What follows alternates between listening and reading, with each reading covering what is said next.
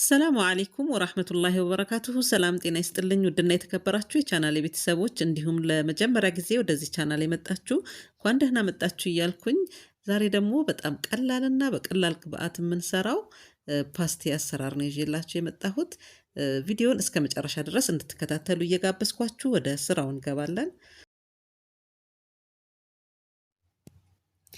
ስራውን ስጀምር 1 ኪሎ ፍርኖ ዱቄት ነው ነፍቼ አዘጋጅቼዋለሁኝ።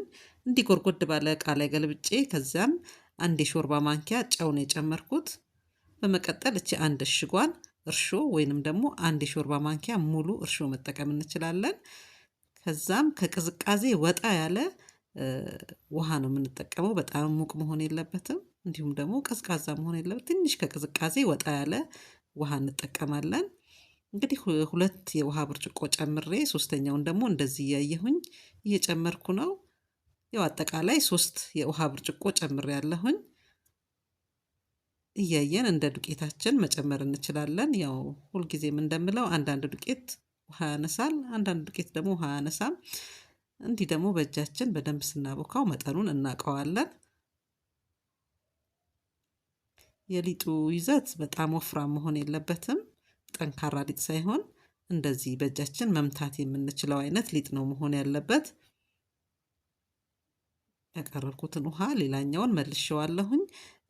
3 ለ1 ኪሎ ዱቄት 3 የውሃ ብርጭቆ ውሃ በቂው ነው። ይህን እንግዲህ በደንብ እንመታዋለን።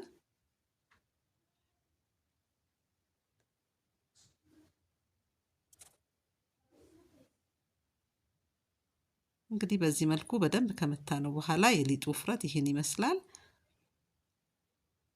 ቀጠን ያለ ነው እንደምትመለከቱት፣ በጣም ወፍራም ደረቅ አይነት አይደለም።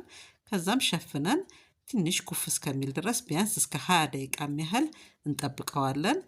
ከ20 ደቂቃ በኋላ ደግሞ እንደዚህ ኩፍ ብሏል። መልሰን እጃችንን ዘይት በደንብ እያስነካን ኩፍ ያለውን እንመልሰዋለን።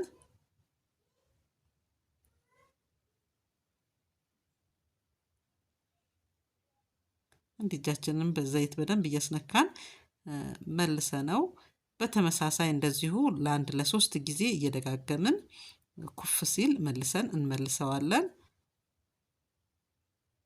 እንዲህ እንደምታዩት የተወሰነ ላይ ድረስ ሞልቶ ኩፍ እስከሚል አንጠብቀውም። ለ10 ደቂቃ ለ15 ደቂቃ እያየነው እንደ አየሩ ሁኔታ ሞቃታማ ሲሆን ቶሎ ብድግ ብድግ ይላል። ስለዚህ እንደዚህ ምልስ አድርገነው ላስኪታችንን እያለበስን እንጠብቀዋለን። መጨረሻ ላይ እንግዲህ ሶስተኛው ላይ ወደ መጥበሱ ነው የምንሄደው።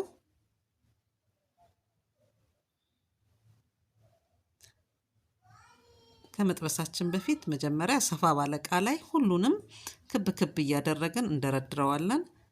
ለምን ለአጠባበስ ቀላል እንዲሆን። እንዲየቆነጠርን የምንጠብስ ከሆነ ምቹ አይሆንም። ስለዚህ በዚህ መልኩ እቃችንን ዘይት ቀብተን የምንደረድርበትን አስተካክለን ካዘጋጀነው ለአጠባበስ ቆንጆ ይሆንልናል። በዚህ በተመሳሳይ እንግዲህ እኩል እንዲሆን እንሞክራለን። ከዛም እንግዲህ እንደምትመለከቱት እኔ 2 መጥበሻ ነው ያዘጋጀሁት። የመጀመሪያ የምናደርግበት ላይ አነስ ያለ ዘይት እናደርጋለን። ሁለተኛው ላይ ደግሞ በርከት ያለ እናደርግና ይህ አጠባበስ ዘይትም አይመጥብንም። እንደገና ደግሞ ውስጡም ጥሩ ሆኖ ክፍት ይሆናል። በጣም ቆንጆ ሆኖ አግኝቼዋለሁኝ። ለዚህ ነው የመረጥኩት። በአንድም መጥበሻ ብቻ መጥበስ ትችላላችሁ፣ ግን የበለጠ እንደዚህ ቢጠበስ የበለጠ ቆንጆ ነው። ሞክሩት። እኔ ሞክሬው ቆንጆ ስለሆነልኝ ያው ላካፍላችሁ ብዬ ነው። እንግዲህ እንዲህ እያደረግን በሚቀጥለው መጥበሻ ላይ እናደርጋለን። መሃሉን እንደምትመለከቱት በሳ እያደረግን በእጃችን ነው የምናስተካክለው ቅርጹን። ያው እጃችንን ዘይት በደንብ ማድረጋችንን እንዳንረሳ፣ ያው እጃችንን እንዳይዝም እንዳይጣባበቅም። ዘይቱ ውስጥ ስለሌለ ዘይት ምንም አይነት ዘይት ውስጥ ስላልጨመረን ከላይ ብቻ ስለሆነ ብዙም ዘይት የሚመጥም ነገር የለውም። ቆንጆ ሆኖ አግኝቼዋለሁኝ።